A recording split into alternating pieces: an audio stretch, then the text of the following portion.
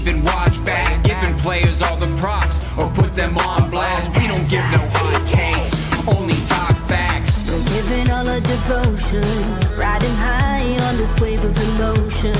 Going all out, yeah, cause this is our time.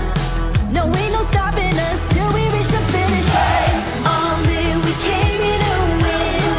We're gonna give everything. S-I-C-K on the run. S-I-C-K, sick, sick. On fire, we're ready to fight.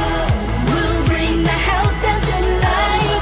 S-I-C-K on the run. S-I-C-K, sick, sick. Playing on the car ride, play it when you lounge. X and O, you know that we can hold it down. Shout out to my man Sammy, got it off the ground. And to all the listeners tuned in right now, got debates, analysis, and speculation. This is sports talk for the new generation. You know where to find us, got a reputation. Sick Podcast, your #1 sports destination. Giving all our devotion, riding high on this wave of emotion. Going all out, yeah, cause this is our time. No, ain't no stopping us till we reach the finish line. All in, we came here to win. We're gonna give everything. S-I-C-K on the run. S-I-C-K, sick, sick. On fire, we're ready to fight. We'll bring the house down tonight. S-I-C-K on the run. S-I-C-K, sick, sick. S-I-C-K, it's the sickest podcast. Tune in for the audio, or you can even watch back. Giving players all the props or put them on blast. We don't give no hot takes, only talk back. S-I-C-K, S-I-C-K, S-I-C-K, S-I-C-K, S-I-C-K, S-I-C-K, S-I-C-K. All in, we came here to win. We're gonna give everything. S-I-C-K on the run. S-I-C-K, sick, sick. S-I-C-K, it's the sickest podcast. Tune in for the audio, or you can even watch back. Giving players all the props or put them on blast. We don't give no hot takes, only talk facts. We're giving all our devotion, riding high on this wave of emotion. Going all out, yeah, cause this is our time. No, ain't no stopping us till we reach the finish line. All in, we came here to win. We're gonna give everything. S-I-C-K on the run. S-I-C-K, sick, sick. On fire, we're ready to fight. We'll bring the house down tonight. S-I-C-K on the run. S-I-C-K, sick, sick. Playing on the car ride, play it when you lounge. X and O, you know that we can hold it down. Shout out to my man Sammy, got it off the ground. And to all the listeners tuned in right now, got debates, analysis, and speculation. This is sports talk for the new generation. You know where to find us, got a reputation. Sick Podcast, your #1 sports destination. Giving all our devotion, riding high on this wave of emotion. Going all out, yeah, cause this is our time. No, ain't no stopping us till we reach the finish line. All in, we came here to win. We're gonna give everything. S-I-C-K on the run. S-I-C-K, sick, sick. On fire, we're ready to fight. We'll bring the house down tonight. S-I-C-K on the run. S-I-C-K, sick, sick. S-I-C-K, it's the sickest podcast. Tune in for the audio, or you can even watch back. Giving players all the props or put them on blast. We don't give no hot takes, only talk back. S-I-C-K, S-I-C-K, S-I-C-K, S-I-C-K, S-I-C-K, S-I-C-K. Turn up your volume. Because you're about to listen to The Sick Podcast. The Eye Test with Pierre, McGuire, and Jimmy Murphy. The Stanley Cup winning Colorado Avalanche. And after 22 years, Raymond Mark The sickest NHL podcast. It's gonna be sick. And welcome to another edition and the final summer edition of the Eye Test here in the Sick Podcast Network. He is Pierre McGuire. I am Jimmy Murphy. Pierre, how are you, my friend? I'm excellent. You're outside, huh? I am. I could not resist sitting outside today, Pierre. As I was just telling you, it's perfect golf, baseball weather, no humidity, and it's our final summer show. So I said, why not? Out in the backyard here, hanging out. Excellent. Looking forward to it. Yep. Nothing like talking hockey outside on a nice summer day. And we will be talking some hockey with our good friend, Jeff Marek from the Sheet podcast, who you go on with every week. Will be joining us shortly here on the Eye Test, Pierre. But before we get to that, how's everything going? You know, I know you had your son in town. You were training, sending him off back to Iowa. How did that go? It was fine. It was good for me. No, we had a good time. We really did. Kind of got in our little rocky machine here, and right, we're 24/7. We're like doctors, not totally on call, and it was at early mornings and early nights, and in between it was hard. It was good. Yeah, it got me thinking, Pierre, too. And I know we've touched on this a couple times, but you know, if you can just, I'm sure you have some stories back in the day when you were a coach on how different it was in terms of the players' off-season training. I mean, I don't know. I would imagine it was sort of right around now, maybe, where they started to think about that a little more often and get into a groove, as opposed to most of these kids now today.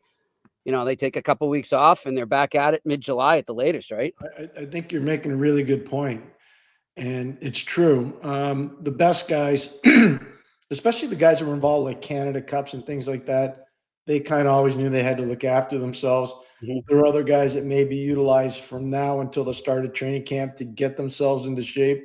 So they would be wearing heavy plastic suits when they'd go out and skate to try to sweat a lot of the stuff out. And the sauna was everybody's friend, Jimmy, at the time. And then you had guys that were physical freaks like Mario and Paul Coffey that were just so good right from the start. Right. You know, Christopher Pronger was another one that comes to mind. I think Chris might have done 2 or 3 pull-ups in our testing, and I don't think he passed a 12-minute run. But man, oh man, when he got on the ice, he was really good. Really good. I hear. Well, you had that story, Pierre. Remember you told? I think you've told on here about the Colorado practice. Yeah, that was when we started training camp, and I went to Mario and I said, I need a favor because we have to practice today. And he says, what do you need? I said, we need a good practice to start camp right. He said, get us some food. So we pulled over. We left the old Denver airport and we pulled over on the way to Vail where we were having training camp. And you see all these gigantic guys going in. I don't know, was it McDonald's or Wendy's? I don't know what it was. And they all came back with their food and got on the bus. And you talk to any player. Kevin Stevens was there. Paul Coffey was there. Jaromir Jagr was there. You would talk to any of those guys. They saw a performance that day in 1991, the fall of 1991. That I don't think anybody had ever seen a player do some of the stuff that Mario was doing. And for those may not recall, that's coming off a Stanley Cup. So as a coach, that must have been so impressive and comforting for you that like there wasn't going to be any, hey, we won the cup, we're going to ease into this. We're going right at it again. No, we had A-type personality people, you know, whether it was Kevin or whether it was Paul, Ulfie Samuelson. We had guys that were hardcore wanting to win. Ronnie Francis obviously was a big part of that. But that's just how the team was wired. We were just Larry Murphy was so undervalued that way. All that guy wanted to do was win. He just, by the way, Jimmy, gonna give some plaudits out to a player that I had the honor and privilege of coaching, and also at Mario's camp. I coached him this year. We won the championship. Larry Murphy's team won the 3-on-3 championship this summer. Oh, wow. Yeah. He was a coach. And, you know, he went up against some other NHL guys like Guy Carbonneau and Joey Mullen, and Kenny Danico was there this year coaching. So Larry's team actually won the 3-on-3 championship. So I was really happy for Larry. All Larry does is win. Larry just wins all the time. We got to get Murph on. I was just going to say, way back, I had him on this show I used to do with my friend Kevin Green's team way back when I first started in the biz, Pierre. And all I just remember was how insightful and smart he was about the game of hockey. The way he just thought the game. Yeah. It was so amazing. You could see it on the ice, right? The way he'd read a play and the way he's already thinking ahead 2 steps than some of the other guys. He knew how to process the game really well, and he knows how to process life. He's a very smart guy. People forget Larry was an 18-year-old playing in the NHL in LA, which was not an easy thing to do at the time. He was doing that, and then he obviously got traded to Washington, and then Washington to Minnesota, and maybe one of the best undervalued trades that Craig Patrick ever made in Pittsburgh. He brought in Peter Taglianetti and Larry Murphy for Chris Dahlquist and Johnson. I'm having a hard time here. That's okay. No, Jimmy Johnson. I got it. Jimmy Johnson. All right. I was going to Jeff Jackson. It's Jimmy Johnson. So he got that deal done. Craig did, and it was one of the better deals he ever made. It was way undervalued. Yeah. And on top of that, he's a Murphy too. So all right, let's. I see our guest is in the queue here. Let's bring him in a little early if he's there. Can we do that with Jeff Marek? Let's go. Love having him on. Look at him. Yeah, what's up, boys? Okay. How are you? Okay, so I'm making notes. So I'm listening to you guys, and I'm making notes. And the first thing I want to mention is when I think of Larry Murphy, I think of a lot of things, like just an outstanding career. Pierre, to your point, one of the most underrated defensemen in his or any other era. But I always think about one thing: Larry Murphy, the greatest decoy in hockey history. Canada Cup, Game 3. It's all tied up at 5. And it's Mario and Wayne on the rush. Dale Hawerchuk wins the draw. How about that move, by the way? Hey, Murph, listen to this one. Mike Keenan, you want to talk about Stones here for a second? Mike Keenan pulls Mark Messier out of the dots, out of the face-off circle to put in Dale Hawerchuk. How would you like to have been Dale Hawerchuk approaching Mark Messier as he gets pulled out of the face-off? Sorry, Mess. Keenan put me out. Anyhow, and then he hooks down the Russian player on the rush, but Canadians don't talk about that. It should have been a call, but after all, everyone looked the other way on it. But here comes the rush, and it's Mario and Wayne, and the puck is on Mario's stick. Right. We've all seen the goal. Everybody knows Mario's shooting this puck. But Larry Murphy joins the rush and makes a beeline for the post. So Pierre, was it Milnikov? Was it Sergei Milnikov who was the goaltender? I forget. I don't remember that one. Belashakin and Milnikov were the two. I think it was Milnikov who was in. So he's got to respect the tap in. Okay, he's got to respect that there could be a pass there, but everyone's in Cops Coliseum in Hamilton knows Mario is going to shoot it. But in the back of his mind, Milnikov is thinking, I can't just freeze on Mario. I've got to respect the potential for a pass. Mario puts it over the glove. One of Mario's greatest goals of all time. And a lot of that work on that goal was done by someone that'll never get credit. The ultimate decoy, Larry Murphy. And he was moving too. He was moving his tail off to get there. And Jeff, you're right. It was Milnikov. I just looked it up there. So credit to you on the great memory there. Good stuff. So how's everything going up there, my friend? Starting to ramp up? It's good. Yeah, you're ramping up. I heard you guys talking about, getting into shape. And once upon a time, training camp was to work off the boiler. Now everybody shows up and you can light matches off the guys for crying out loud. They're all torn up like bad report cards. By the way, I was told that it was Tim Hunter that ruined it for everybody. It was. Really? Was it? Because Tim Hunter would show up and he would take his shirt off. And it would be like, come on, Tim, give us a chance here. Tim Hunter was the one guy that showed up in shape every single season. And all the guys were finally like, okay, I guess we have to too. I'm reminded of one of my favorite stories about coaches, being relentless, trying to get the pounds off players. Ali Afraidy, when he was with the Maple Leafs and John Brophy was coaching. Brophy would, and this is when you're allowed to do 2-a-days, for example, and the Maple Leafs had 2-a-days to get in shape. And what Brophy did with Ali Afraidy, he would always come to camp, a few LBs over. After the skate, he would put Al on the bike and only let him take his skates off. He would sit there on his bike with his equipment over and bike for like an hour.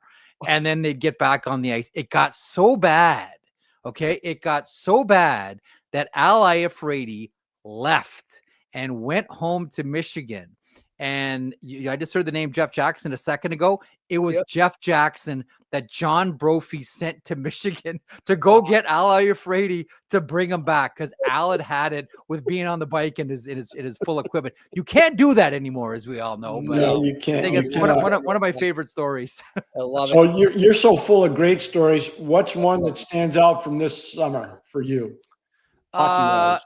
You know what stands out to me from this summer, and it just happened last week. So I spent the week in Muskoka. For your viewers and listeners that may not be familiar with Muskoka, it's a cottage country, a couple of hours north of Toronto. It's beautiful. Lake Joseph, Lake Rosso, Lake Muskoka. It's absolutely gorgeous. We're doing this interview series for Daily Face Off, and a number of people we got to talk to. Sam Gagne runs this incredible camp up there now called Muskoka Hockey. He started it, years and years ago when he was playing. And he's got a cottage up there, and him and Eric Goodbranson would always look for ice, and they'd find one at the local rink and they'd skate. And I think the first two clients that they had, or first two other skaters that they had, were Will Cooley and Jamie Drysdale. And honestly, guys, he's just grown it from there. But I got to meet a lot of really cool people. And one person who I'd never met before that I think is just like such a star on and off the ice, waiting to happen. She plays in the PWHL, played the last couple of years with Ottawa, and now she's playing with the Boston Fleet, and that's Zoe Boyd. She has her own podcast as well. She's one of the sneaky good defenders in the league. Whenever I talk to people about her, the one thing that comes back is, A, we all love her, and she's got a dynamic personality, and 2, she's one of the most underrated defensemen in the entire PWHL. So that was a lot of fun. And then I'll go back to, again, Jeff Jackson's coming up on the show a lot, talking to Jeff Jackson just about his career. And the one thing that I found really interesting, and this interview is going to come out in a little while, I had always heard about this, but I had never heard it confirmed. So Jeff Jackson was an assistant general manager of the Toronto Maple Leafs when John Ferguson was the GM.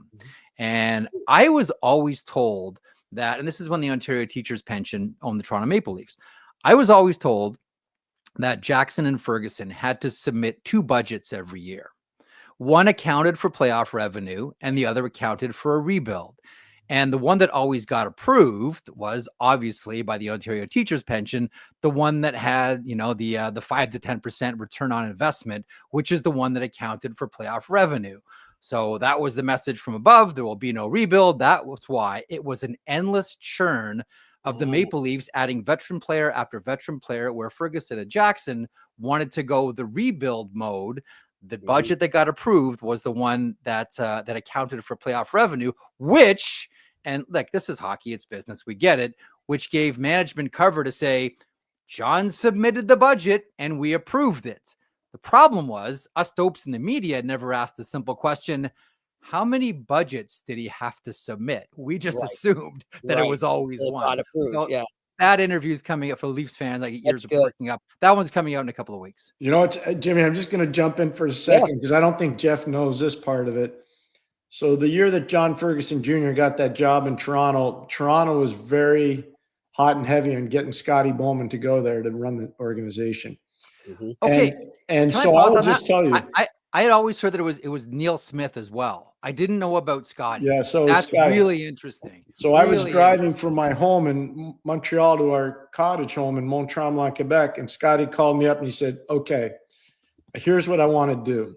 And he said, "I want to go there and take over the team. I want you to leave TV and come back work with me. I'm going to hire Igor Larionov, and I'm going to bring in Craig Ramsey and Barry Smith. And that's going to be our hockey operations office." And I'm telling you, it was how that close. It was that how close did that one come? Because the names that I was familiar with, this I want to pick up on the Scotty thing. The names that I was familiar with, I remember at the time, one, it was John Ferguson. The other was Neil Smith. The other was Lanny McDonald. And the final one that I believed up until about a minute ago was Bob Nicholson. I didn't know about Scotty. That's why I'm telling. Not too many people do. Yeah. So I think we're past the time where it's okay to share that story. But of course. Yeah. So Igor was involved. Craig Ramsey was involved. Barry Smith and I. And I said, "Yeah, I'm all in. Sign me up." Wow, that would have see, I always do wonder too, because now one of the best skills that any manager can have, as we all know, is managing upwards, right? Mhm. Like you have to have that skill as a manager now. Anyone can manage down. If you can manage up, you're going to survive. Not that Scotty didn't have the heft to manage upwards, but this team was owned by the Ontario Teachers Pension. Mhm. How do you think Scotty Bowman would have navigated those minefields? I think well, and I'll tell you why, because he learned so much watching Craig Patrick and he learned a lot watching Bob Johnson. Mhm. And Scotty, and you talk to any of the players, it wasn't that easy, 91, 92. But once he got to Detroit, he had said, you know what, I kind of get where this is going. Mhm. And he was so good at that. He was really good at that. The Illiches loved him. You can ask Yeah. any, the Illiches loved Scotty. They really did. Before we move on to some current stuff, guys, just overall, I want to get your takes on, you're talking about Jeff Jackson there. Who are some of the best agents that became general managers or director of hockey operations that you can think of off the top of your head? First one, Pierre Lacroix. It's easy. He's in the Hall of Fame. Yeah. There you go. That's Easy. that's number one. That's Easy. number one. Like there's been a long string. Mike Barnett, we think of comes to mind. I think that there's been a number of agents. Oh, listen, Ryan Burke was an agent who then became a manager. There's no shortage of them, but Billy Zito. Billy Zito was an Oh, agent. There's another one. Jesus. Bill Zito right now. Yeah, absolutely. I mean, Paul Krapelka is a GM in waiting. Yeah. Right. Like that. Like we think about the Florida. Pierre and I have had this conversation before. It's like, okay, so eventually the Panthers are going to get picked apart. Who's everybody going to take? From Sonny Maeda to Sylvain Lefebvre to Paul Krapelka. Eventually, Krapelka is going to get his shot, and he was an agent as well. There are many. I always do find it interesting, like with the upcoming Connor McDavid negotiation. Right. On one side of the table, it's Stan Bowman and Jeff Jackson, and Jeff Jackson used to be his agent. I remember a quick story. I remember Jeff Jackson when he had just become an agent. I think Sam Gagner and Ben Harper were his only clients at that point, and he was pursuing Connor McDavid. And I would go to like all these Marlboros games with him to go. I remember he called me and goes, "Get to the Hershey Center. I'm going to show you the future of hockey." And so I'd go and I'd meet him there, and it's Connor McDavid on this loaded team with Sam Bennett and Josh Hosang and Jeremiah Addison and Roland McEwen was on that team too. Like it was Jaden Lindo would have been on that team. The Penguins pick, like stack team. But McDavid looked like a pro, and he's an underager. Looked like a pro, unlike the other kids who are just skill, and they win the game 9-0. But McDavid looked like a pro. And I remember he called me. He said, "I'm out." He goes, "What do you mean you're out?" He said, McDavid had the Bobby Orr breakfast. And the Bobby Orr breakfast is legendary, where Bobby Orr shows up at the house and, "Hey, I want to meet the mom and dad and meet your son and talk about Orr Group." And the memorabilia comes out, and Bobby is gracious and he's signing everything, and everyone's falling in love with Bobby. And then let me tell you what Orr Group can do for your son. How are you saying no? Bobby Orr is sitting at your breakfast table. The Bobby Orr breakfast is legendary. And, I'm glad you brought up the Florida Panthers. There we go, Pierre. Yep. Can you explain this to me, Mr. Marek? Okay, sure. Are they the first team that have so many players that are so unselfish that they're going to leave cash at the door to stay? In the salary cap universe, probably. And a lot of things, I mean, listen, a lot of things go into that. Like a lot of things, as you guys both know, like have come into concert together. One, they're winning. That always helps. Number two, you get to live in a place where, and I think we tend to forget this. I know I do. Like, I'm not saying I recognize this right away and everybody else is intellectually inferior. The one thing when you're a veteran player, and they have a lot of veteran players on this team and really good veteran players too, and a lot of veteran players that have had injury issues in the past, and some currently have injury issues. This has been brought up to me by a number of players, and I always try to remind myself of it. When you live in a sunny state, like when you live in Sunrise, you live in Florida, Tampa, go through them all, your body feels better. When you get off the plane, you're not wearing 2 or 3 coats and heavy winter boots. You're not shivering. Like when you're recovering from an injury, it's a lot easier. And even just like the day-to-day of an 82 game season, getting off the plane and not having to bundle up, or getting out your front door and not having to bundle up, or shoveling snow or whatever. Like, I think like what it means for your body is one thing that we don't necessarily talk enough about. And also, like, honestly, I just get the feeling they genuinely like each other. Yeah, you look at the celebrations, and I know for some it was too many, but I'm not going to tell someone how to celebrate. They just won the Stanley Cup. You celebrate however you want to celebrate. You won the Stanley Cup. I ain't judging anybody. Right. But you can tell they really like each other. You know, like the Bruins with Espo and Orr, you know, and the Phil Esposito of we all go to the bar for one beer after the game. I don't care what you do after the one beer, but we all go for one beer. I usually stayed for 10, but yeah.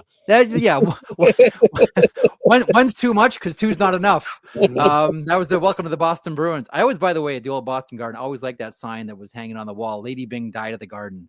But there was that spirit, right? That you saw with the Florida Panthers. These guys like each other. Yeah, it's true. And they come from all over too. It's almost like a old, you know, Benetton ad, you know, the United Nations of the Florida Panthers. They come from all over, and for whatever reason, and it's like the intangible, the it factor. I don't know what glue it is, but they're all really close.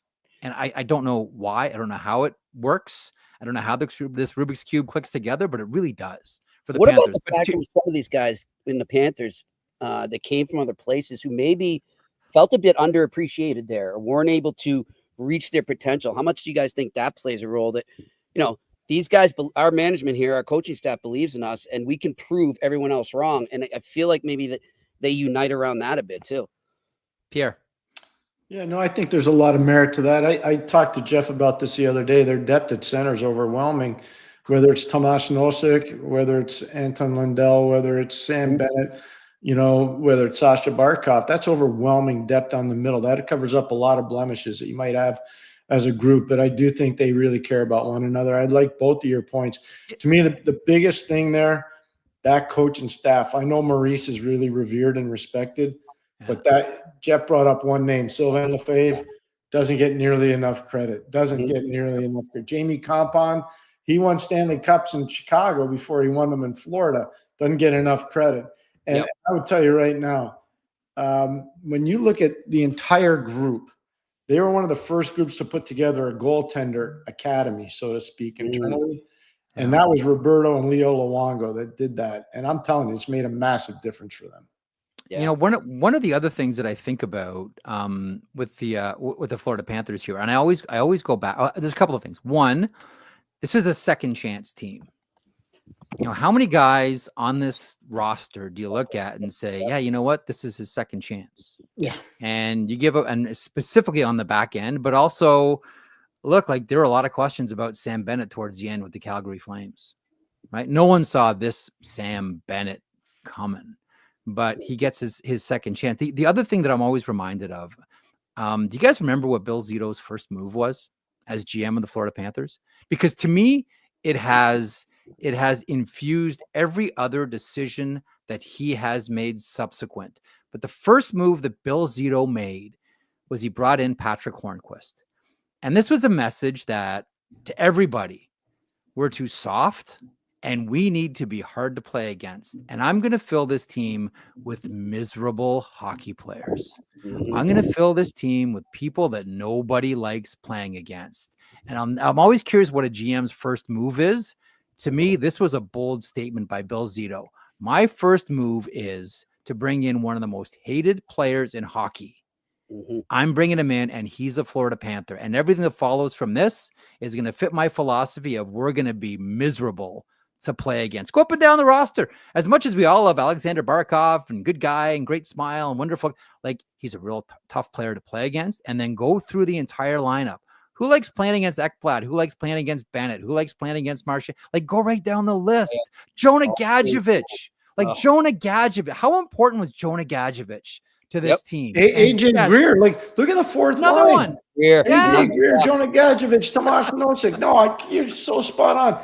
And then, you know, just to Jeff's point on this, Jim, because I think it's really important. I think NHL teams listen to what Jeff Marek just said. And they went out this offseason and they started identifying college free agents that might not have 10-year careers, might have 4-year or 3-year careers. But these guys are big, they're gnarly, they're older, they're stronger. They're not going to have 20-year careers, but they're going to come in and do what those AJ Greers do, or do what those Jonah Gadjevic's do, or do what those Tomas Nosics. There was a huge trend to that this spring that nobody talked about. I saw it happen because I was part of that group, and I'm just telling you, it's going to be interesting to see. And these guys, and whenever we talk about this issue specifically, I always think about Bob Johnson and saying we can't wait for our prospects. We're signing college free agents, and that's the way we're going to do it here with the Calgary Flames. These guys are ready to step into the NHL too.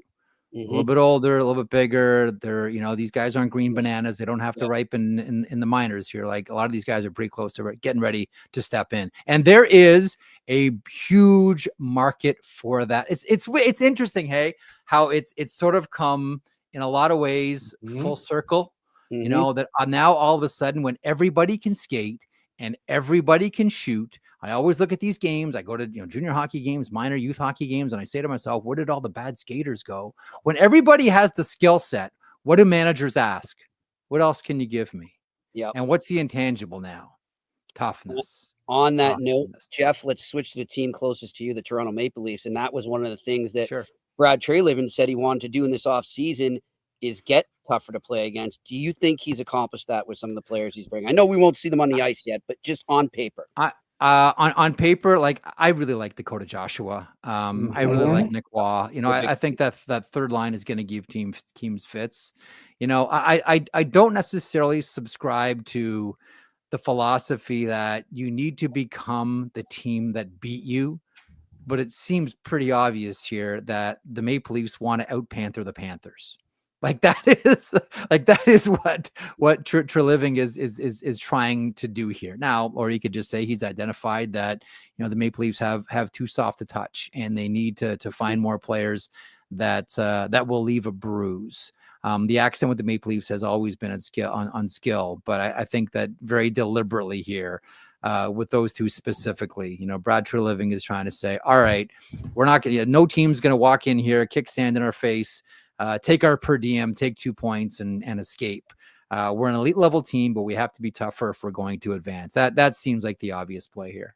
There's so many things I admire about you, Jeff, but one of them is how many games you watch at all levels. And that's a chore. It's not that easy to do. I love it. I love it. Like, it's a passion. Listen, sign me up for sign me up for bad coffee and Zamboni fumes all day, all day long. That's a scout's delightful meal. So here's what I want to say. Here's what I want to ask you. Okay. Who's a better player, Austin Matthews or Jack Hughes? Yeah, so that's a hot topic this week. Okay, first of all, I love that Mike Rupp said that. I never mentioned any names. And hang on. But here's why. I always like moments that remind people that hockey's coming back, that hockey's close. Yep. And I think it's important. Like, listen, I do think that there's a kernel of truth in there. Now, I'd have to squint pretty hard to agree with Mike Rupp, but I'll always go back to the idea that since I've been in this industry, I've only learned one thing, and that is you can't lie to players. Players know. So I'll always respect the opinion of someone who played. So I'm not going to just dismiss that. I may disagree with it, but I won't dismiss it. To me, I looked at that statement and said, I love it because it's big and bold enough. It involves superstars and a strong opinion that's going to get out there and remind people that hockey's coming back soon. So let's start to pay attention. But to answer the question, if they're both healthy, I'm still taking Austin Matthews. Me too. Okay, I am too. That's fine. And that's well said. Good job. And with that too, Jeff, just sticking on Matthews there, why doesn't he get enough respect for the defensive player he is? Don't know. Is it just this label he's never going to be able to shake? Like you and I were talking last week, we were texting when they decided to put Fedorov's number finally up in Detroit. Yep. And we were saying, the guy won a Selke. They played him on defense, and yet people just say he wasn't. You hear people say, well, he wasn't good enough defensively. What are you talking about? I know. I don't get how these labels just stick with people despite the label being proved wrong time and time again. Yeah. When, listen, rightly or wrongly, and probably wrongly, people make up their minds about something, specifically sports and specifically players. It's really tough to get them off that feeling. It's kind of like the old, I mean, you guys know the old saying about hockey when it comes to small players and big players. You know, a small player has to prove he can play, and a big player has to prove that he can't. Like, once the minds start getting made up about someone, it's really, really hard to change the story. And again, this is still a new phenomenon of, let's respect what Austin Matthews here is doing. I wonder if, and there was an argument to be made about this. And this was the argument, that some would have against Pavel Datsyuk. I'll throw this out to you guys. Should you ever be in consideration for the Selke if you don't kill penalties? Or do you have to kill penalties to be considered one of the best defensive forwards? Well, I'm doing the math here of great defensive players that haven't killed penalties. There's not a long list of them. There's not a long list of them. There's not a lot. Now, I understand why you don't want Austin Matthews burning himself out for 60 seconds on the PK. Marner had no problem with it, but different players, different expectations. I'm like Jimmy. I'm reaching here. Like, I don't know what the reason is. The weird thing about it is too. It's like, it's not as if the Maple Leafs aren't a watch team. Like, it's not as if like, I didn't know that he was also a wonderful two-way center as well. I just looked at he scores like 69 goals a season. So I'm baffled, and it's really, really, I apologize. It's a bad answer for your show. I don't have an answer. No, it's good. It's not a bad answer. It's a different perspective. I love it. Listen, Jeff, we'll let you go, my man. We know you're a busy man, and I look forward to the Jackson interview. I can't wait to watch it. Yeah, it's a good time. Oh, you're amazing. Thank you for taking the time. I'll talk to you. I'll keep sending you music. Enjoy. Hey, Murph, thanks for the music recommendation. I got something to listen to tonight. Thanks, pal. All right, my friend. Have a good one. Jeff Marek joined us here on the eye test. He's the best. He really is. He's the best. He's a younger version of you, Pierre. I mean, the definition, and I mean it with all praise in the world, a definition of a rink rat, like he said. I'll take that smell of the Zamboni and the bad coffee, and that's you. And that's all it is. I've always had a great relationship with him because he's a worker. And he's not a pretender. And one of the things that's happening in the industry now, anybody out there, if you take this personally, it's not on me, it's on you. People don't get to enough games. People are utilizing NHL.com to watch games in snippets. And so they're not getting the full view of all the players' strengths and weaknesses. And it's becoming a problem. And I brought it up to you many times this season. And until there's certain places you can go to where you're going to get hardcore intel that's really good. And there are other places you can go where you're going to get the massive soundbite that's not really informed. And you don't get a feel for the game. Yeah. It's true. It's very true. Pierre, we're going to get to our great sponsors, Betway, and we have some great news about them in a second. But I do want to mention our good friends at Cara Group Travel and the Belfast Giants. I've been back and forth with our good friend Robert talking about the trip. Looking forward to it. I sent him a picture when Maddie and I went to the local soccer team here, the Rhode Island Football Club. Great time. If you live around Providence or Pawtucket, get down there. Very reasonably priced if you're a soccer fan. Good environment for kids. Get over there. And he said, hey, you'll be here soon. I was saying, I'm missing Belfast watching this. I'm thinking of all my Irish friends. And sure enough, we will be over there the last week in November, and then again the last week into the new year of December into January for the men's and women's Friendship 4. And obviously want to thank our good friend Sarah Stanton as well for helping to put that together. I'll be working with you from that's Belfast right, at the end of September. Yes, been over there to do something for the IIHF. So yeah, looking forward to that. And by the way, too, like I got to double check, but it looks like they're already getting underway with. They already are. That's what I thought. I see the tweets from Belfast, and I didn't. Yeah, they split their season opener with Norway, one of the teams from Norway, and they're playing a Finnish team in the Champions League coming up. I think this weekend. Pretty sure. That's great. Good to them. Good luck to the Belfast. Stevie Thornton's done a great job with that group, and there's going to be expansion in that league. There's going to be a team in Dublin now. So we're going to make the Harry Lemon like the go-to place for hockey people in Dublin. That's right. Shout out to Michael there, who I keep in touch with. Michael watches the show all the time. So Mike, yeah. We're gonna make the Hairy Lemon a go-to place for hockey people. Pierre, I actually just started watching this show. It's a network you can get. It's like a sub network of Amazon, but it's an Irish network called Acorn with an A, and it's a show called Irish Blood, and it's filmed in Dublin and then in some of the outskirts. But I saw the Hairy Lemon in it. I meant to tell you that. It was great. I'm like, there's a Hairy Lemon. You know what the best part of the Hairy Lemon is? How intimate it is, but the food is awesome. Oh, yeah. Yeah. The food is really good there. I can't have it, but I'm going on Pierre's word. A heck of a pint of Guinness. Food is the Guinness is. Jim, you're not supposed to give all the secrets away on the show. This is good there. Anyhow, all right. And I was mentioning Betway there. We're very excited to announce that they will be back sponsoring the eye test and other Sick Podcast Network podcasts as well. So looking forward to having them. And as always, you can go right now. Go bet all the way with Betway right there. Bet the beauties with Betway and join the action. You can sign up for a new account with a QR code right in front of you, or go to the details section in the website and sign up there and redeem your welcome offer, where you can get up to $200 on your first bet. Even if it loses, you'll get $200 credit back, but it's only available for new customers. It is not available in Ontario right now. Terms and conditions apply. You must be 18 plus and always bet responsibly. And by the way, just so everyone knows, like I said in the beginning, this is our last once a week summer show. We will be going full speed ahead starting next Tuesday, September 2nd, 4 to 5 p.m., Tuesday, Wednesday, Thursday, Friday, and then we're into the Monday to Friday groove again. So looking forward to that. And as we do that, Pierre, we'll start to tee up the seasons, kind of look at each division. And I will talk to you about some of the futures you can get on Betway in terms of division, player awards, and stats. So really looking forward to that. What we'll try to do is get a guest from every city.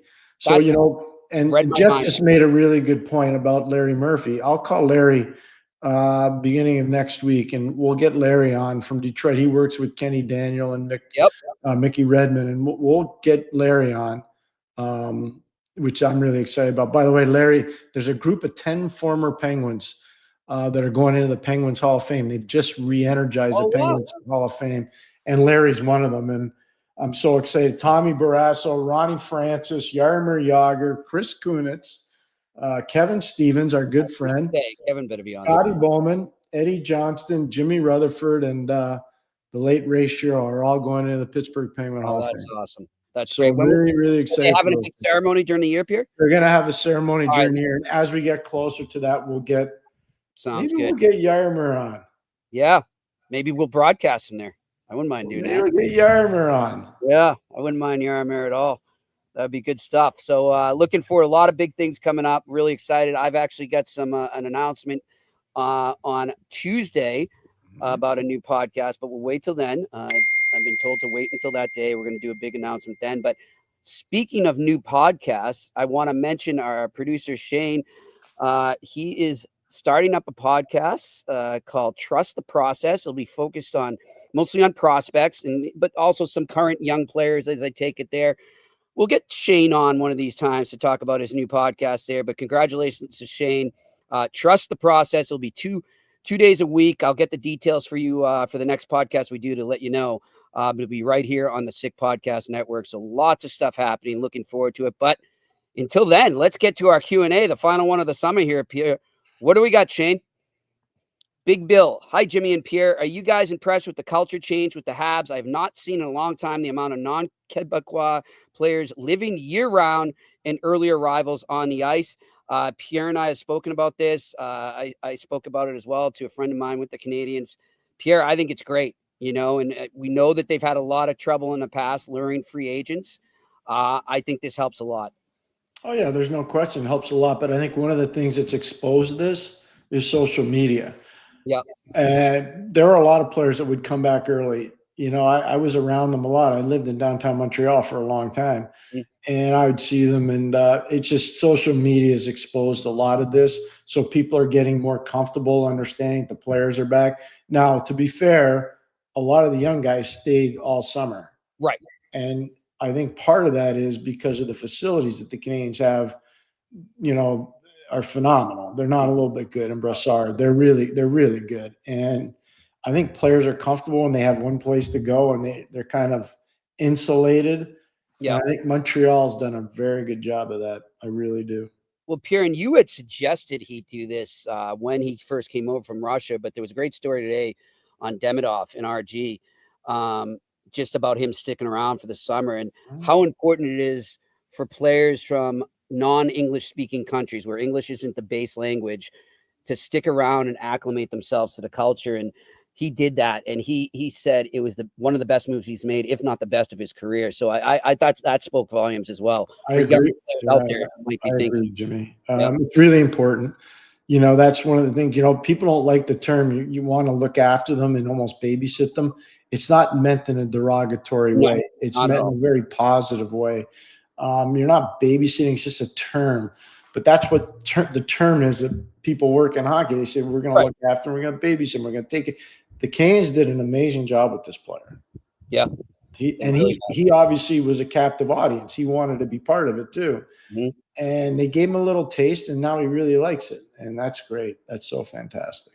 All right, next question.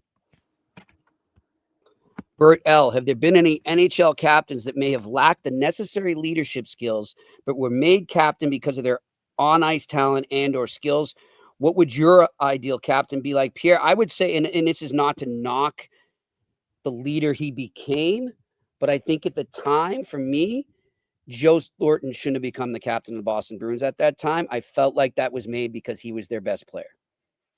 Yeah, I don't know. I can't speak to it. I was coaching and working, and I don't know. I'm never going to judge other people. Everybody's got an opinion until you're in the room with the guy. Right. And, one of the best guys I've seen in terms of being a leader, even though he was a captain of a bad team, was Randy Cunningworth. He's a phenomenal person and a phenomenal leader. He really was. But would you think Randy Cunningworth would be the captain of a Stanley Cup winning team? Probably not. But I would tell you right now, he's an amazing leader and an awesome human being. And it was a privilege to work with him in two different cities, Hartford and in Ottawa. But most of the guys nowadays that are captains, there's a thoughtful process that goes into that. Yeah. There really is. There really is. Pierre, we mentioned this earlier in the summer. The Bruins are going with a, leadership committee, so to speak. No C. Is the C in your eyes sometimes overrated, or do you need to have one guy with that C? It's a bit overrated. I mean, Jacques Lemaire did it, I thought, in a really cool way in Minnesota, where they had rotating captains. Mm-hmm. And I forget what the litmus test was. Was it every 10 games? Was it every month? Was it I forget. But Jacques did that, and I remember looking at it. I thought that was a really smart way of doing it. To me, the biggest thing is setting the right organizational message from the best player down is really important. And Mario was I can just speak to it. Mario was really good at doing that. So to you, the biggest thing is that person can be that conduit from management to coaching to the players and be able to translate that message. Yeah, a lot of times, yeah. I mean, nothing speaks more to that than after Game 4, Pittsburgh, Washington, 1992. Scotty Bowman trusted Mario Lemieux enough as a conduit to let him go speak to the team with no coaches and tell them how we were going to change our neutral zone play and our forecheck. Okay. Because he was the conduit, to your point. And that speaks – there's no Stanley Cup in Pittsburgh in 92 if we don't make those adjustments. Yep. And the players, I don't think, were ready to hear from the coaches at that point. They wanted to hear from somebody they really loved. And that was Mario. All right, next question. Randy Workman, Jimmy and Pierre, I do not think there is enough praise for what Tavvaris did giving up his captaincy. Your thoughts on that? Well, we praised him heavily here. On this show, Randy. Oh my gosh, Randy, you know that. He got massive love on this show. Yeah. And respect. And that's why I was so happy he re-signed with Toronto. Yep. He should be able to call a shot and finish his career where he wants to finish it. And I hope he does unbelievably well. He's one of the finer humans in the National Hockey League. He really is. Yeah. I mean, I love what he did there and the way he took it. All right, next question. Bill Van Viegel. Hey, any thoughts on any players other than those already announced that will have to sign a PTO to get back into the league? There's still quite a few out there. There's a lot out there, Bill. Yeah. Bill, there's a lot out there. And this is for all the people that think, oh, yeah, the salary cap is going to be a bonanza. A lot. I'm just telling you, nobody wants to address it. I'll address it here. Most of these owners don't want to spend to the cap. Yep. I'm telling you the facts. Call me, say I'm dumb. I don't know what I'm talking about. I'm telling you, very many of these owners do not want to spend to that cap. And I'm going to credit the guest we just had on, Jeff Marek. I remember listening to one of his podcasts earlier this summer where he was talking about this exact topic, Pierre. And he said, that's great and all that the cap's going up, but eventually it might really hurt the middle class of players. Okay. You know, the depth guys and all that. And this is why we're starting to see more and more guys waiting for that PTO. 100% agree. Yep. All right, next question. Chris L. Question for Pierre. How do you think teams will judge Adam Valentini in his character for revoking his commitment to play for Kitchener 1 week before training camp to go to the university? That Chris, I'm so glad you asked that question. That's a tough one. I know the Really player. was. I don't know the person. I know the player. I know the other side of it too from the Kitchener Rangers. Michael McKenzie and his father are very good friends of mine. So is their son, or so is Bob's son, Sean. I know the McKenzies unbelievably well. I thought Kitchener handled it well. I'm not sure it was handled great by the player. I'm not, I don't know what the other ramifications were between Michigan and Kitchener.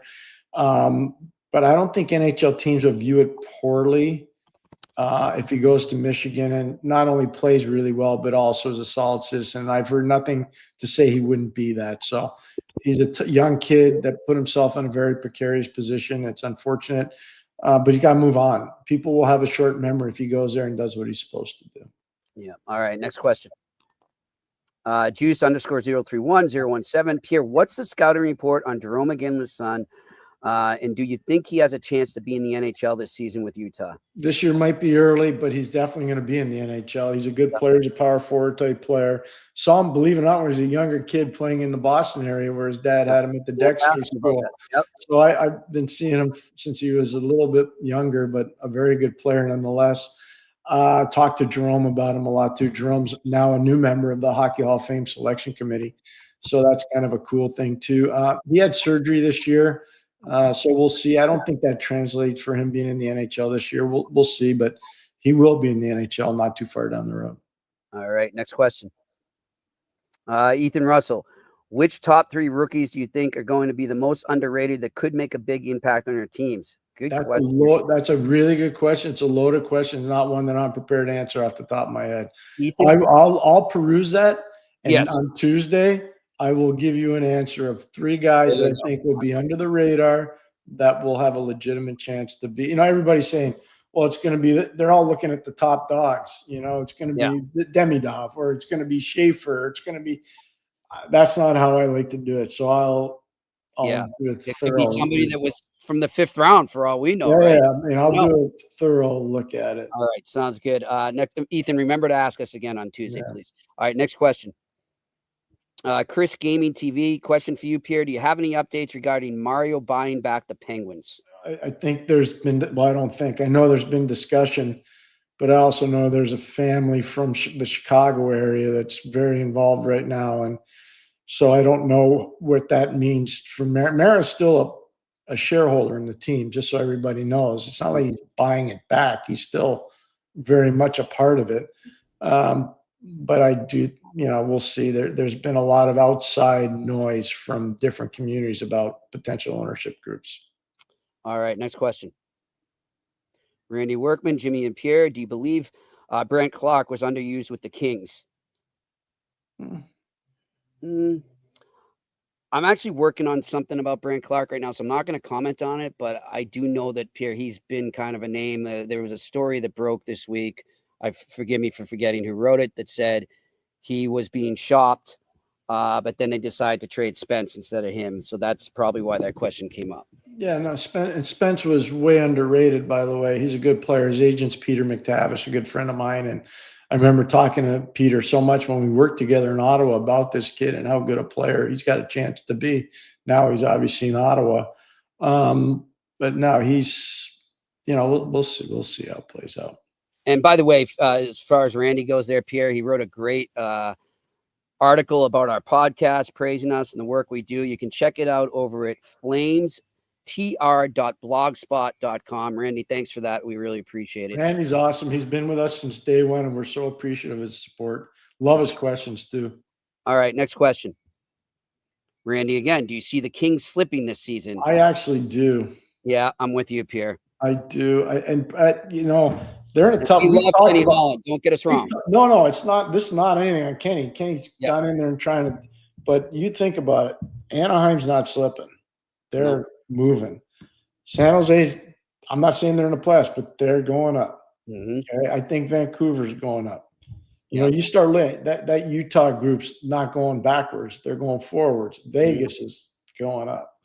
That's a bad neighborhood to be in. Yeah, I think Seattle and LA are going to have a tough season. That's a bad neighborhood to be in. I'm just telling you, that's a hard neighborhood. Excuse me. All right, next question. Bill Van Viegel.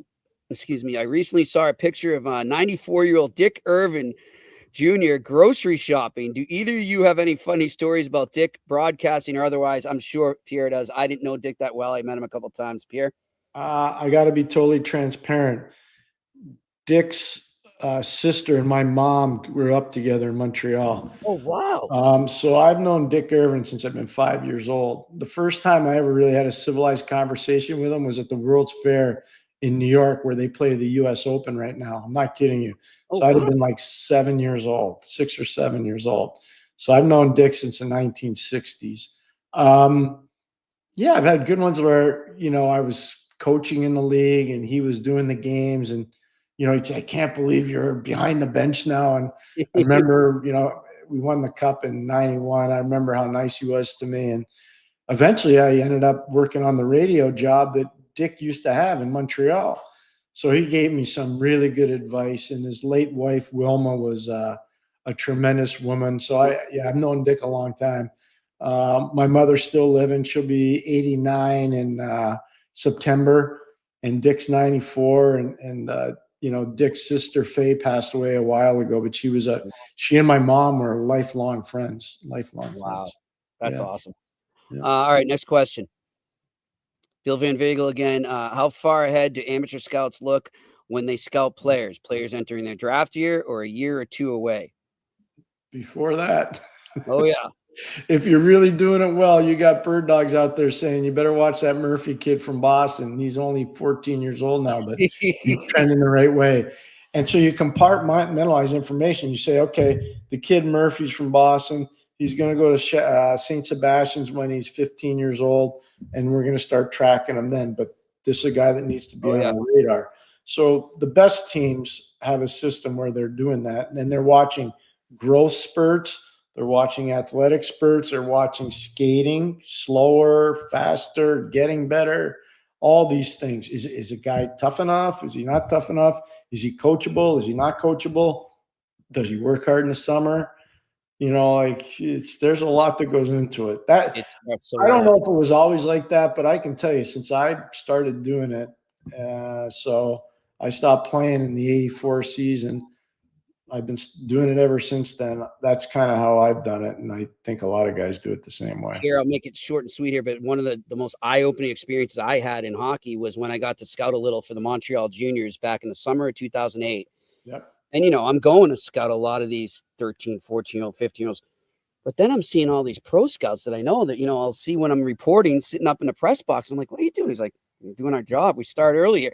I couldn't believe it. I was dumbfounded, and it was amazing that they were already there looking at them. You don't have to write in-depth reports, but you start tracking guys, you know, and that's when a lot of teams, you hear a guy say, well, I'm a bird dog from Montreal, or I'm a bird dog for Pittsburgh, or what they're doing is they're watching younger guys, and they'll feed the information up the chain of command is what they're doing. That's how you do it. All right, next question. Costa. What's up, Costa? With the Panthers and Lightning standing pat, will they be able to fend off the possible improvement of the Senators, Red Wings, and Habs? I'll say quickly, Costa, Senators, Habs definitely improving, but I don't think the Red Wings improved enough. That's one thing I'll say there. I wouldn't be too worried about them. I always worry about every team because I respect every team, but I wouldn't think that Florida and Tampa are in jeopardy. I would say they're okay. I had a long talk with somebody from Ottawa today before I came on this show, somebody that I really respect, and that's one of their organizational mantras. They need to step forward, and I believe they will. I do. I believe they will. There's a lot of character on that team. And then for Montreal, I don't think they're going backwards. Oh, yeah. I think Montreal's going forward. I I worry a little bit about Detroit, but it's not because I don't respect them. I do. I respect them a lot. I just don't know defensively if they're good enough. And up the middle. And Gibson's a really good player. He's got to stay healthy. He has to stay healthy. And I just look at the center position there too. But I hope they do. All right, next question. Ethan Russell, how do you see Colorado doing this season now that all their additions are going to be settled in? Will they have consistent goaltending from Blackwood? This is a very good question. Mm. We're going to see Joe Sakic, by the way, over in Ireland at the end of November, so we're looking forward to that. I think Colorado will be very competitive. I think they'll be a work in progress during the season, but I think, they're pretty good. What's your take, Pierre? Actually, now we bring that up because I was talking to Donnie Waddell for a story I did for RG. It will be out tomorrow. You're tight with him. You're always talking to Donnie. I love talking. We had a great conversation after we were done with the interview. But anyhow, we were talking about the Coyle trade, but we never what's your take on Brindley, the young kid that went the other way? Because I was a little surprised that Colorado was able to get him in that deal. I had heard nothing but good things about him. You got to give to get. Yep. So, he's got a lot of potential, though. Yeah, huge potential, 100%. Yeah, that's right. All right. Got to give to get. Columbus got some good players, too. They did. And I think Miles Wood has a bounce. Miles in that situation, Miles will thrive. Just right. He's going to fit in well with that. And that's the way that's run by Dean Evison. Mm-hmm. That's a better fit for Miles. Donnie said the exact same thing.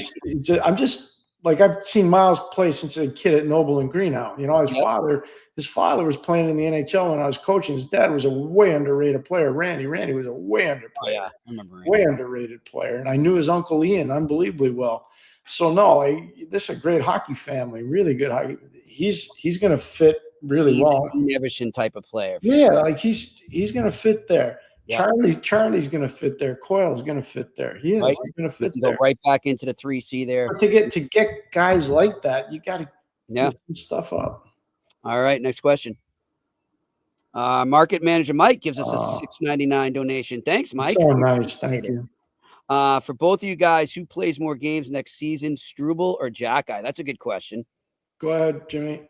I'm going to say Jack Eye. I'm going to say Jack Eye too. Yep. And that's nothing against Struble. No. He's an alum from your high school. That's right. I like nothing against him. Here's why I say Jack Eye. I think the Canadians understand that, especially division games. And I know Struble's a tough kid. Trust me. I know how tough he is.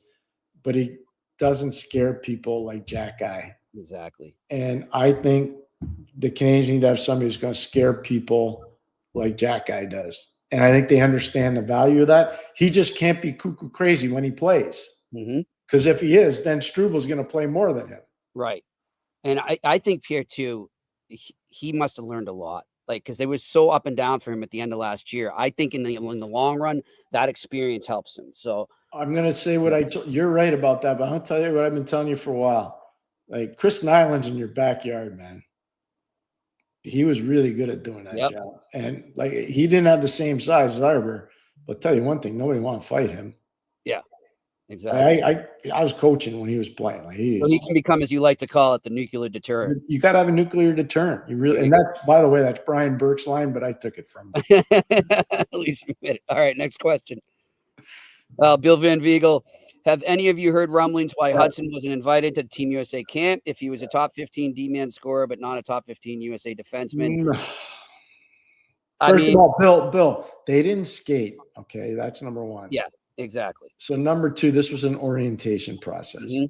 Number three, I think he was conveniently utilized by USA Hockey to say there's a premium for players that represent the country at world championships and other events. And so I think he's unfortunately for him, I think he was utilized as a measuring stick kind of a player for that. But do I think he's got a chance to be on that team? 100%. Oh, yeah. I think I would be surprised if he wasn't on the team. I'm with you, Pierre. I think he's going to make it. And by the way, speaking of the camp, I just talked to Tommy Fitz, and he's like, all we did was basically talking golf. So it wasn't like some, This we're is evaluating. This has been so overblown by people that were not in the know. I mean, I will tell you right now, I had to correct somebody that I was doing a show with, and I'm not going to say who it was, and say they didn't skate. Yep. There's no cuts. There was no evaluation going on here. These guys were golfing. Exactly. He said it was boring stuff from the IHF and then some golf. So, all right, next question. Agent Smith, how do you see the Panarin situation shaping up? Will he resign? That's going to be something to watch, I think, Pierre. I think a lot of it has to do with how the team does. Mm-hmm. If the Rangers don't get off to a good start, it's going to be interesting to see. They have another one like they had last year, another season like that.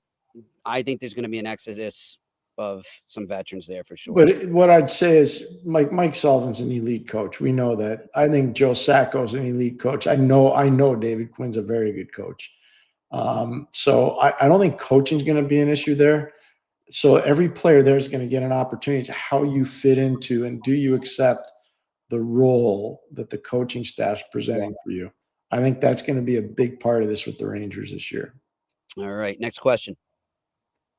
Ethan Russell, do you think fans on social media, need to hold reporters accountable for the crazy takes they say and the rumors?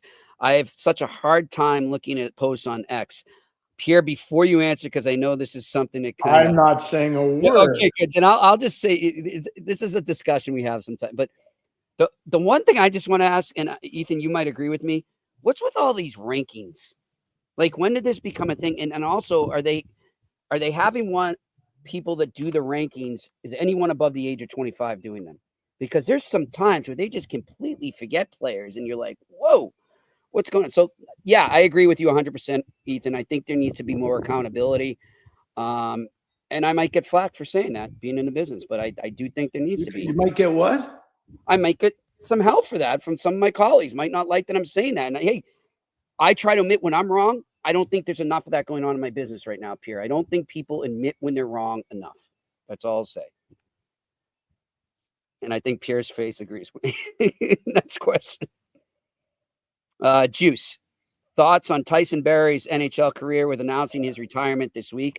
Pierre, I didn't know him that well, but by all accounts from what I read this week after he announced it, he seemed like one of the best guys to deal with. He's really good. I had so many great visits with him and respect for him, and fantastic person. Very, very good player. Very underrated player. He was unfortunate that he got stuck on a lot of mediocre teams. Mm-hmm. He's a good player and an honorable person and a great teammate. And I've said that on a bunch of different shows. The first time I really got to know him was World Junior Camp for Team Canada. I was blown away by how affable he was, how intelligent he was, how much passion he had for the game. And then it just carried over. And every time he was with a different NHL team, I end up doing interviews with him and was so appreciative of everything that he did to help our show be better. So I have nothing but high praise for him. Pierre, do you think when a player's like that and, he can always face the music, he's always willing to talk hockey, can that extend a career a bit? It should be able to, because we were talking about leadership before. And right. It's going to be interesting now because there's going to be 2 new expansion teams. Mm-hmm. And people are going to need those types of players around. Yep. There's going to be way more jobs. You think about it, there's 24 NHL, let's just say 23 NHL. So that's 46 plus another 46. It's over 100 jobs. Yeah. You start doing it because of the American Hockey League. So you need those kinds of guys around. All right. Next question. Randy Workman, Jimmy and Pierre, did you hear it? Yes. Panthers president Matthew Cowell stepped down. So did Sean Thornton as well, to go to the Timberwolves of the NBA. Yeah, and Sean Thornton went to the Atlanta Hawks. Pierre and I were talking about this subject right before, Randy. Pierre, you wanted to comment on it? I was going to say, with Matt Caldwell, I got to think that he probably had a bit of a relationship with Alex Rodriguez, who lives in Florida, is a native Floridian, and he's one of the owners of the Minnesota Timberwolves. So I would imagine there was some internal discussion, or people around the Panthers knew Matt. I don't know what that's all about, except to say, the NHL is a very prominent league, but hey, the NBA is the NBA. Yeah, they're going to make some money there. All right, next question. Ethan Russell, do you see Noah Hannafin taking a big step to fill Alex Pietrangelo's role on the Vegas Golden Knights? Thoughts on Shea Theodore as well? I have a feeling he's really going to take a big step this year. Yeah, they all have to. Mm-hmm. They all have to. I don't think defense is a problem in Vegas. Wow. You know, I think they're going to have to sort out who Marner plays with, probably Jack Eichel. They'll eventually have to sort out Eichel's contract, which they don't have a problem doing. If guys perform, they're pretty good at that. But I expect nothing but good things from Hannafin. I think Noah's a really good player. I don't think Noah's as good on the right side as he is on the left side, but we'll see. Yeah, and one thing I can't wait for, Pierre, speaking of, like Connor McDavid, we were talking about it before the show, how many people are panicking that he wouldn't come back to Edmonton. Just stop right? it. You think that's going to happen with Eichel now too? Like they're going to hype that up. Oh my God, he's not signed yet. Why isn't he signed? I don't know if they are or aren't, but I know if you watch the podcast called The Eye Test, we said it'll be one of the easiest negotiations that Jeff Jackson and Stan Bowman will have is doing Connor McDavid's deal. That's not going to be a hard negotiation. No. And he said, what would you like and how many years do you want? Exactly. And he said the exact thing to Jeff Marek in that interview. So we said it on this show a month and a half ago. You know. So before everybody starts freaking out about Jack Eichel, just remember that it didn't happen with McDavid. It just like sometimes there are hard negotiations. Yeah. But like Jack Eichel, Vegas, like you said, Jack Eichel's living in a no-tax state, doesn't have to shovel snow. He's on a really proactive team. He's got amazing ownership there, really good teammates. Right. Come on, think about it. Yeah. All right, next question. Mike 0909, going back a few years, I remember. Who said that? I want to know who said that. Which writer? I want Mike 0909 to say who said that about Galchenyuk. For those just listening, saying, I remember hearing high praise for Galchenyuk's work ethic. I never heard that, Mike. I apologize. Are Hudson and Demidov that much better? Also, are team dynamics really that much better? Mike, with all due respect, and we appreciate you listening, I remember actually the complete opposite about Galchenyuk when he came in. And as far as, I don't know Demidov enough, but just based on what Pierre told me and you and everyone before Hudson even arrived in Montreal, the kid is a rink rat. He may, I don't know. I don't know. I'm not around the team enough to say it, but I could guarantee he's probably in the top 5 when it comes to work ethic. So I wouldn't be worried about that. Lane Hudson's an addict. He needs to be at the rink. He's a total addict. And it sounds like Demidov is much the same. And Jimmy and I have had the good fortune of talking to people in Russia and SKA, and nothing bad. No bad stuff on Demidov. Zero. Galchenyuk, I was like, I want to know who wrote that, where he got that. Tell me who wrote that, because that was never part of this. Yeah. All right, next question. I think that's it. That's it, my friend. Good questions today. We appreciate everyone doing that. Well, everybody is so kind of everybody. And Jimmy, you know what? Thank you to Betway. They have been an amazing sponsor to this show for 2 years and now major extension for a 3rd year. And we're really grateful to them. Really, really grateful to everybody at Betway. And as we said, our friends at Cara Group Travel and the Belfast Giants as well, and the Friendship 4. And thanks to everyone out there, too, who still stayed in here and asked us questions throughout the summer. I know the weather's nice. You could be on the beach. You could be golfing. You could be doing whatever. And maybe you're doing that as you listen. Who knows? Good for you if you can. But we appreciate the support throughout the summer, and we're really excited. Like I said, next Tuesday, we're back to 4 to 5 p.m. every day, Monday through Friday. So we'll see you then. And thanks to Shane. Congratulations on the new podcast. And thanks to Jeff Marek for being a great guest as well. Really interesting stuff with him. Pierre, you enjoy the rest of your week, my friend. I'm sure we'll be talking soon. And Shane, you have a good one too. Thanks everyone up at Sick Podcast Network. We'll see you next Tuesday here on the Eye Test on the Sick Podcast Network. And that's a wrap. Hope you don't miss us too much until next time. Follow the Eye Test with Pierre McGuire and Jimmy Murphy on YouTube, Facebook, Google Play, and Apple Podcasts.